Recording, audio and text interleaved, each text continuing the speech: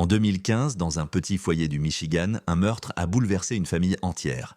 Mais l'indice, le plus troublant, ne venait pas d'un humain. Il venait d'un perroquet gris du Gabon, témoin direct de la scène. Un oiseau capable de répéter les derniers mots de la victime. Et grâce à lui, l'enquête va prendre un tournant inattendu. Voici l'histoire du perroquet qui a aidé à résoudre un meurtre. Un matin de juillet, la police est appelée. La maison des Durham semble avoir été cambriolée. La porte est forcée, les tiroirs sont retournés, des vitres sont brisées, mais dans le salon, les agents découvrent l'horreur. Martin est retrouvé au sol, mort, avec plusieurs impacts de balles. À côté de lui, un mélange de sang sec et de traces de lutte. Sa femme Karen, elle, est introuvable. Shadow, le perroquet, est perché sur son support, immobilisé, les plumes hérissées, comme s'il avait assisté à quelque chose d'indescriptible. Les premiers indices ne collent pas. Rien n'a réellement été volé. Le désordre semble artificiel. Les cambrioleurs ne tirent généralement pas 5 fois sur une seule victime. Les enquêteurs pensent d'abord à un cambriolage qui aurait mal tourné, mais les incohérences s'accumulent. Les voisins expliquent que le couple avait des disputes violentes. D'autres affirment que Martin cherchait à divorcer. Certains parlent de dette, d'autres de jalousie,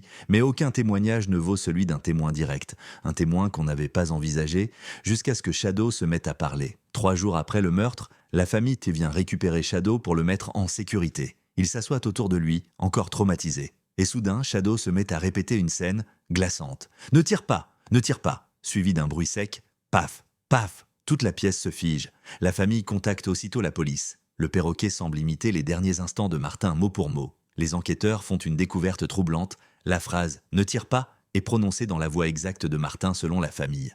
Mais ce n'est pas tout. Shadow enchaîne comme une répétition mécanique. « Arrête Karen, arrête !» Cette fois-ci, la voix est différente, plus grave, plus agressive. Les enquêteurs comprennent, Shadow vient peut-être de révéler le nom de la tireuse. La police se met à surveiller Karen, enfin retrouvée. Elle prétend avoir été absente au moment des faits. Elle accuse des voleurs, un cambriolage, mais son comportement intrigue. Les experts réalisent alors plusieurs découvertes. Les traces de balles correspondent à un tir à bout portant. L'arme utilisée appartenait à Karen. Aucune empreinte étrangère n'est retrouvée dans la maison. Les blessures de lutte sur Martin viennent de quelqu'un qu'il connaissait. En parallèle, Shadow répète de nouvelles phrases. « Pourquoi t'as fait ça ? Karen, arrête ! Ne tire pas, ne tire pas !» Les mots reviennent, encore et encore, comme un écho de la nuit du drame. Acculée par les preuves matérielles, confrontée au témoignage du perroquet, Karen finit par avouer partiellement. Elle dit qu'elle et Martin se disputaient en ce soir-là. Elle affirme que le coup est parti par accident. Puis paniquée, elle aurait tenté de maquiller la scène en cambriolage.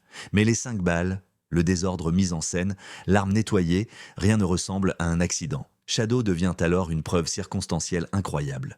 Le perroquet ne peut pas être témoin officiel. Mais son récit influence fortement la compréhension du drame et complète les preuves.